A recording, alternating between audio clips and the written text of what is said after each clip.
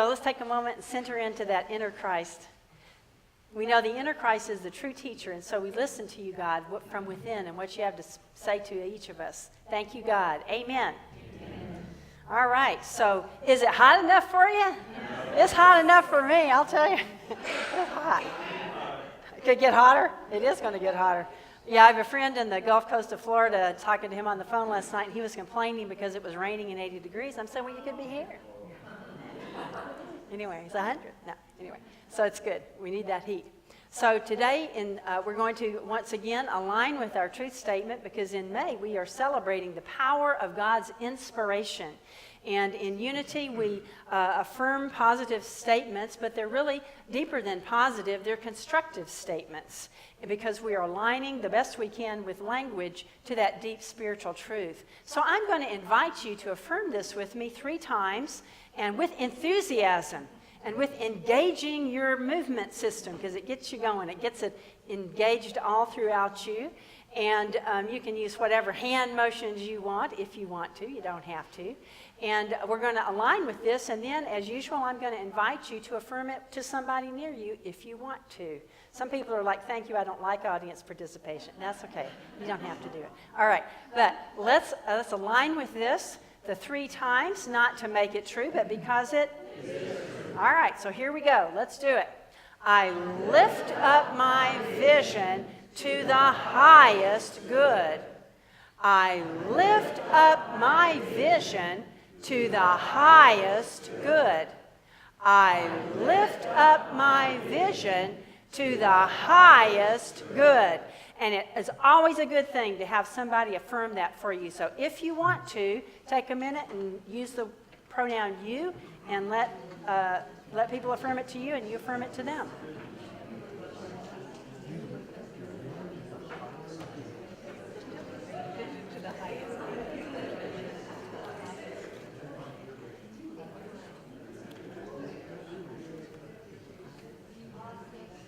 All right. Good deal.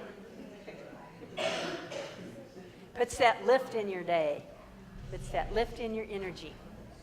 All right, here's the story. All right.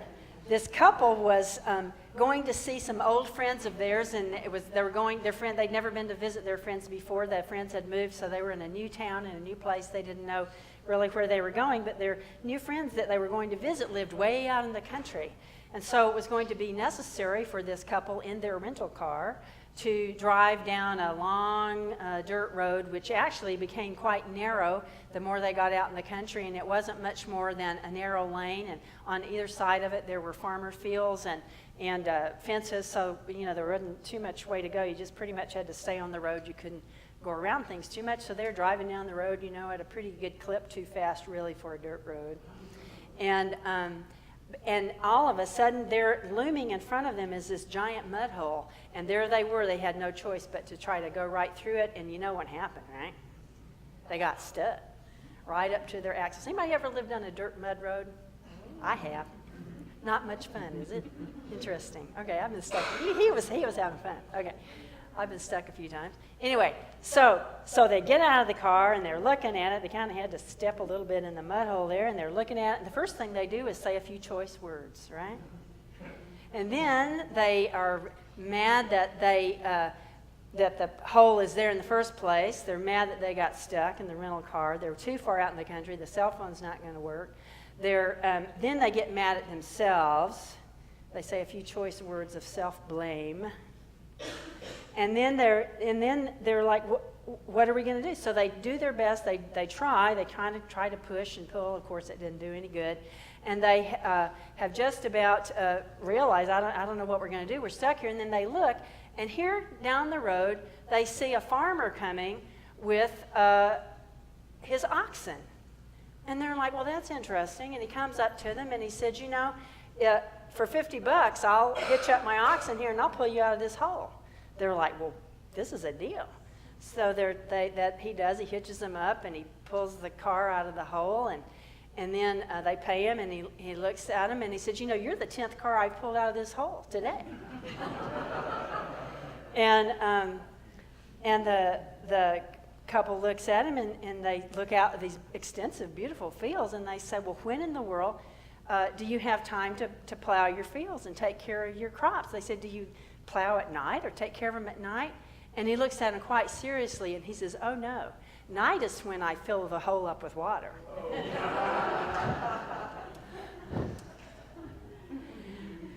Is it possible for us, when we hit those mud holes of life, that the same one who pulls us out of that hole is the same one who created that mud hole in the first place and made it so muddy and filled it up with water?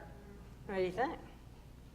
Kind of yes and kind of no, right? We're going to take a look at that. Is where do those mud holes come from, and what are they all about, and what do we do when we're in one, especially in a rental car? That's so bad, right? Okay, anyway, so hopefully they bought the extra insurance. I don't know. Anyway, but so what do you do about it? So what are the mud holes of life? I think we all could come up with a few ideas, right? What are the mud holes of life? Any ideas? Too much month left over at the end of the money? That's a good mud hole, right? That'll really get you stuck up to the axles. Huh? Sounds like a song? I like it. Yes. We expect that one next Sunday. The pressure's on. I bet they'll do it too. Maybe not next Sunday, but we'll get one. Okay. What else? What are some mud holes of life? What are some other mud holes? Appointments? Disappointments. You bet. Yeah, disappointments. What else? Perfectionism. Oh, ooh, my favorite. All right. Perfectionism. What else? What are the mud holes of life? Fear. What else? Being right. Yeah. That's a big one. Anything else? Illness? Your children or grandchildren not doing what you think they should? Losing a job? What else? Regret. Losing a loved one? Regret? Anybody? Change in general. That's right. Change in general. Yeah. Tons of them. Anybody got one more? I don't want to leave anybody out here. Okay. All right. Lots of stuff, right? Lots of stuff. Because it feels like it's anything like what we've been saying here, that feels like I get stuck, or somehow I'm not able to get what I think I need, or get what I want, or go forward, or I'm just kind of sitting here and I can't seem to get anywhere, and I feel like there is no way out. And what do we do when we get stuck in those things? Sit, right? Sometimes we just sit down in the mud. Yeah, just kind of, what am I going to do? Anything else? What do you do when you get stuck? Not you personally, but what you've heard other people do. Huh? Push yourself out. What else? Put rocks under the tires. All right, y'all have some good ideas here. All right, what else? I hear other people complain. Other people complain. I bet you in that couple, I bet you one of them was griping at the other one about, why did you drive us in this mud hole? Don't you imagine they were? Anything else that you do when you get stuck in them? Take a different road. Yeah, try to do that. Anything else? Wallow in it. That's so fun. So much fun. Okay. Huh? What? Spin your wheels. What? We do all those things. What? Spin your wheels. Spin your wheels. That's right. And you can sling a lot of mud that way too. It's good. Okay. Feel sorry for yourself? Okay, good. And we do all those things. And there's nothing wrong with that. There's normal human things. And they may or may not get you out of that hole at any given moment. The problem is that in all of these things, we're trying to do what that couple tried to do at first, is we're trying to do it by ourselves, right? I'm going to conquer this. Me, myself, and I, and my personal army here, are going to get me out of this. Or maybe we can do a little abracadabra and make that hole disappear. That'd be the best, right? Maybe we could reverse time, like a fantasy movie, and it would never happen again. Maybe we can make it say its name backwards and make it go back to its dimension, you know? We think of a lot of things that we could do by ourselves. And again, there's nothing wrong with that, and some of it'll work, you know, to a point. And if you're a praying person, maybe you do try to get a little divine help to help you, yourself and your army, get out of this thing. And again, that's all a good thing. We want it to change. We want ourselves to transform. We want things to be different. But we don't necessarily really want ourselves to transform. We just want it to go away, right? This is messing up my life. Anybody ever said that? This is messing up my life. And I just want it to go away. I don't want it to be there. I don't want to deal with it. I just want it to go away. Normal? The problem with that is, sometimes it's like we get mad at fate, at God, at whoever, at the whole, whatever it is, and we want it to change or we want it to go away, when the real deal is it's there, not so it can change, but so what? So we can change. That's the deal. It's there so that we can change. So back to this idea of, did the same person that pulled us out of the hole put the water and make the mud in the hole? Let's take a look at that. Yes, essentially. Really, inside each of us, we have that aspirational young farmer that has a good opportunity, has a good money-making business going on there, right? He has a good prosperity consciousness, and he has a technique for making some money and for expanding his prosperity. Every one of us has that farmer inside of us. And who that farmer is inside of us, I want you to hang in there with me with this, okay? Hear the whole thing. Don't get stopped in the middle with this. I'm going to take you through a little thought exercise here. Who that farmer is our soul. That's our soul. Guess who gets out there every night and puts the water in that hole and makes the mud? It's your soul. And what do I mean? Do I mean that your soul or that God, that some person's sitting up there and going, I think I'll get them, or I think I'll teach them a lesson. They're ready to learn this one. I think I'll go out there and really make a big old mud hole for them. No, if you think like that, that's not how it works. That's not how it is. God does not teach us lessons, by the way. I know sometimes we say it like that, but that's not really how it is.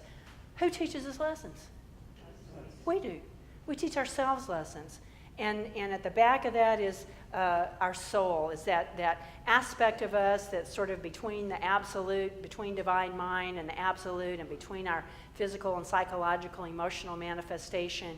That's that of us which carries on through eternity. That of us which is not interested, by the way, in our comfort and ease. Well, no. Your soul doesn't give two hoots that you're comfortable.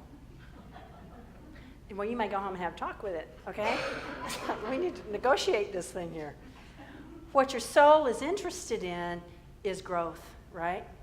Your soul is interested in that you wake up. It's interested in that you become more and more filled with the conscious ability to express the light that you are, to shine your spiritual nature. The great psychiatrist Carl Jung, who's really also understood spirituality so well, he did such an amazing work with integrating psychology and spirituality. I'm not going to be able to quote this exactly, but he said basically, people don't want to hear that life isn't easy. They don't want to hear that their soul or their deeper nature is basically not concerned with their comfort. They don't want to hear that it is always drawing them to wholeness, because that's unpleasant and they would rather not think about it. That's how it is. We'd rather think that I can say a few positive statements, I can, toss a few things off, I can pray a little bit, I can ask God to help me, and voila, poof, it's all good. That is not how it is, and that is not the unity philosophy. No, it is not. It's about, when I am willing, I will cooperate with my spiritual nature, and I will, with the grace and help of God, walk through what is hard. I will get into those mud holes, and I will say, thank you, God, because I get it, that I'm in this mud hole because I'm ready to do something different. I am ready to let go of what it is that's keeping me stuck, and I am ready to live a larger life. Because God's not some person sitting up in a cloud pulling strings. No, that's not how it works. God is life itself, and human beings, we are constructed so that one way of framing it, one way of thinking about it, is that we have three aspects to our way that our consciousness is created. One is the conscious mind that we walk around with. One is the unconscious mind, and that's kind of the dark place. When I say the farmer's out there putting water in the hole in the dark, it's in the subconscious mind, what we're not aware of. And the other aspect is our true nature, the very core of our being, and that's our Christ nature. And so it's not like, we have to sort of set these things up for ourselves. We're already set up, right? That's the way we're constructed. We're already set up to when whatever it is in our subconscious, whatever it is, messages we've heard, whatever things we do that criticize ourselves or that think life is nasty or whatever it is, when we're ready to get beyond that and live in a bigger spiritual world, guess what? The old stuff we were doing doesn't work anymore. And that's the mud hole. That's when we find ourselves in a mud hole. Kind of the great news flash is that we've been walking through mud all the time. We just didn't notice. And then one day we look at that, I'm stuck. I don't like this. And that's when we start expanding. And that is, so it's the grace of God. And the grace of God just means that it's so much larger than whatever we're doing with our conscious mind is expanding. And we're finally noticing that we're stuck in the mud and we want to do something different. That's why we can say, hallelujah, look at that, I'm in a mud hole. Thank you, God. I mean it. Because when we do that, you don't have to like the mud hole. Please, don't hear that. You don't have to like. In fact, if you do like the mud hole, I want to talk to you, okay? So, anyway. So, you don't have to like it. You do have to notice that you're in it. And then you have to ask for the grace of God. And by that, I mean open yourself to it. Knowing that there's something in you that's so much bigger than your conscious and your subconscious mind and these little ideas that float around in our heads all the time. Or more, in my mind, it's more like the gerbils that spin constantly. Okay, there's so much more to us. And when we're ready to access that, then here comes the farmer. Now he's already put the water in the hole the night before, but now here he comes with his oxen, right? Here he comes with the oxen. He says, I'll pull you out of there. But it's going to cost you. You have to pay him the $50, right? So what is it that it costs us when we get pulled by the power of God within us out of that mud hole? Has anybody got any ideas about? It's going to cost you a lot more than $50, I'll tell you that. What does it cost us? Any ideas? Old ideas. That's right. You got to give up those old ideas, don't you? Yep, you sure do. And you have to be present to win. Mm-hmm. Any other ideas about what it costs you to get pulled out? What? Your pride. Yeah, your false pride. And that me, myself, and I are going to, we're going to do it. We're going to do life. I'm good. I'm dressed for success. It's all good. You have to give that one up. Any other ideas? Yes? Surrender of ego. Yeah, surrender of that fearfulness, that fearful ego, the one that's all focused out here. And about if I accomplish this or that or the other thing or have this, that, or the other thing, I'm going to be good. You have to give that one up. Anything else? Any other idea? Yes, ma'am. Well, sometimes we have the opportunity to grow by doing such things as forgiveness of others. Really? Oh, thank you. Yeah, sometimes we have to forgive people, don't we? And ourselves, absolutely. And that doesn't mean that you say whatever happened was okay. It means that you're not willing to drag it around anymore because you're done. It's keeping you stuck in the mud. That's right. All of those things, and probably we could come up with a lot more. But all of that, that's the price. Is it worth it? Yes. You bet it is. Because what happens to us is that life starts to be very different in a bit at a time. It's not like this instant poof, that's not how it works. Life is a gradual process. It's a 1 minute at a time, 1 day at a time, 1 step at a time, 1 cell at a time. Transformation. That's what it is. It is transformation. And the confidence in all that. You know, sometimes in my life I think, is it worth it? I don't know, man. I'm tired. And by the way, God, is there any assurance that this is going to get me anywhere. And I've had moments of, not moments, I've had weeks and years of great discouragement. Have you? Absolutely. And I'm like, where are we going here, God? I have, as my friends in the UK say, you've lost the plot. I have lost the plot. And I'm not getting it. But we have assurances. We have assurances all over the Bible. We have assurances in our own sense of self, in our own prayer time, and what our own experience is. We have assurances when we look at other people's lives. We have assurances when we share with each other. We have assurances that God, who began this work in us, is going to bring it to fruition. And I want to share one of those many assurances with you. And this is in the letter to the Philippians. This is the church in Philippi, which is in Greece, I believe. And this is from the Apostle Paul. And and just a little bit of background here. You may be aware that the Apostle Paul was often getting thrown into prison. I don't know how many times. Everywhere he went, because he irritated people. And he would preach and irritate everybody, and they would put him in jail. Okay, because he was a disturbance to the peace. So but he didn't give up. And he would do this because he was sharing the good news. He was saying, there's something amazing that I want to tell you about. It's about the power of God in your life. I want to share that with you. And so, but he didn't give up. He just kept on and on and on because he was so on fire with the power of the Holy Spirit, which is God's movement and activity in our lives, that he never gave up. And he always kept that inspired viewpoint. He always kept that awareness. He knew it because he had a relationship with God, which we all do. God reaches out from within us and outside of us, and we have that relationship. So this is just the beginning of that letter to the Philippians. So he says to them at this church, and he had a good relationship with this church. He says, I thank my God every time I remember you, constantly praying with joy in every one of my prayers for all of you, because of your sharing in the gospel, the good news, from the first day until now. And then here's the real pivotal point for us. He says, I'm confident of this, that the one who began a good work among you will bring it to completion by the day of Jesus Christ.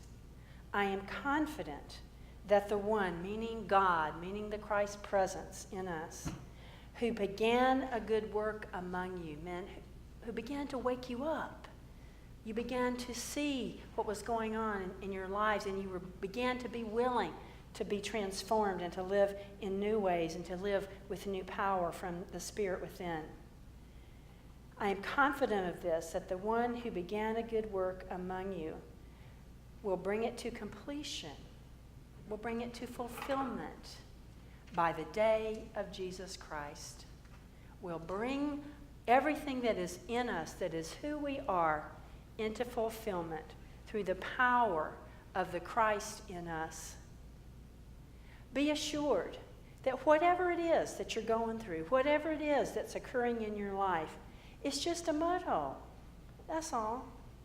And know that as soon as you are ready to see what that mud hole is, to see it's your invitation to growth, guess who's going to start walking down the lane?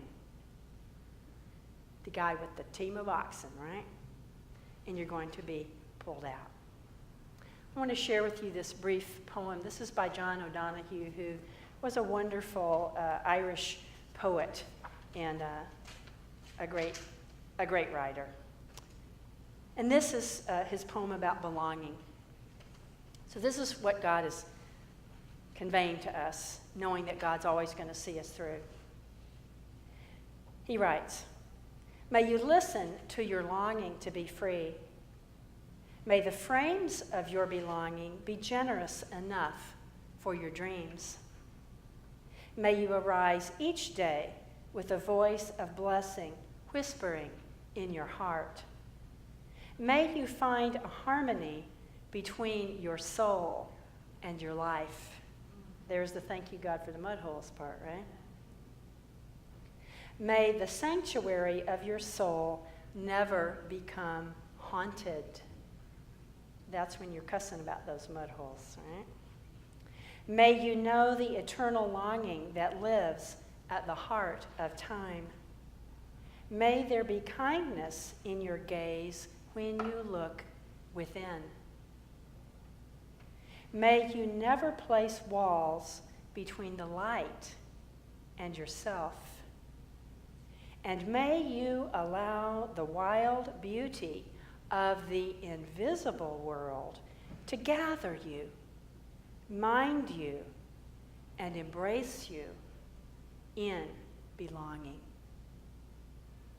My friends, God will always see us through. Let's pray.